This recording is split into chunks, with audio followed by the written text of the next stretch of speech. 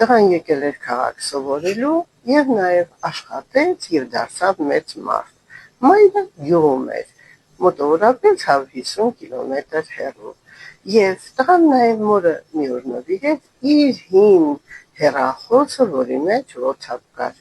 Մայրը ամեն օր մեծ հաճույքով զանգահարում կամ աշճանաբար նաև ուղարկեց SMS-եր եւ հաղորդագրություններ տարբեր մաղթանքներով, բարի լույս ասելով ամեն օր առավոտյան։ Մի օր տղան արդեն հոգնեց եւ գրեց մորը. եթե առիթ լինի կամ որևիցե մի բանի կարիք կամ լուրջ բան պատահի, այդ ժամանակ գրի, հերիք է գրես, հոգնեցին։ Անցավ մեկ շաբաթ, տղան նստած էր իր ընկերների հետ ռեստորանում եւ քեֆ էին անում։ Հերթը հասավ ծնողների կենացը խմելուն եւ այդ պահին տղան հիշեց. մայրը իրեն մի շաբաթ է դեռ չի զանգահարել, անհանգստացավ, անմիջապես հեռացավ, առանձնացավ եւ զանգահարեց մորը, մոր հեռախոսը անհասանելի էր։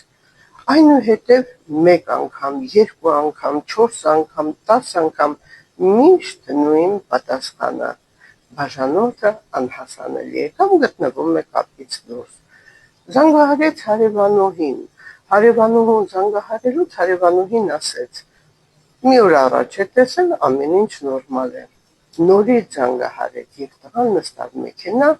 եւ շատ արագ խախտումներով հասավ մոր տուն։ Ցուրտ էր, մութ, լույսերը չէին վառվում։ Թակեց դուռը, բացող չեղավ, ներսում լուռ էր։ Գնաց պատուհանի մոտ եւ ներվային վիճակով չհասկացավ ինչպես պատուհանը այնպես կոտրեց, որ նույնիսկ վնասեց ձեռքը, արյուն էր գալիս, բայց ինքը չէր զգում։ Մտավ տուն, տունը լուռ էր ու ցուրտ։ Միայն ժամացույցներ աշխատում։ Տեսավ մորը դիվանին պառկած, մոտեցավ շատ արագ, ձեռքը բռնեց, տեսավ տաք է։ Այդ պահին մայրը արթնացավ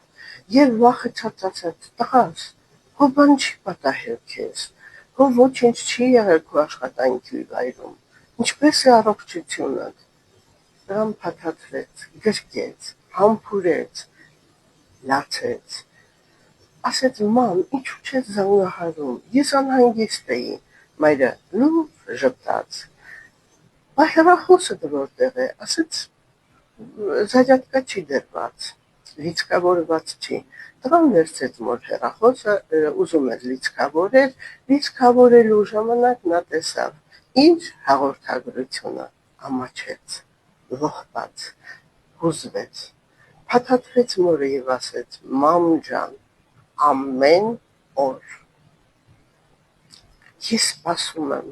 քո զանգին եւ հաղորդագրությանը։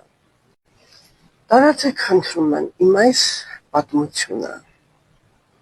եւ թող յուրաքանչյուր տղա իմանա, որ մայրը անսահման սիրում է եւ միշտ սպասում տղայի զանգին։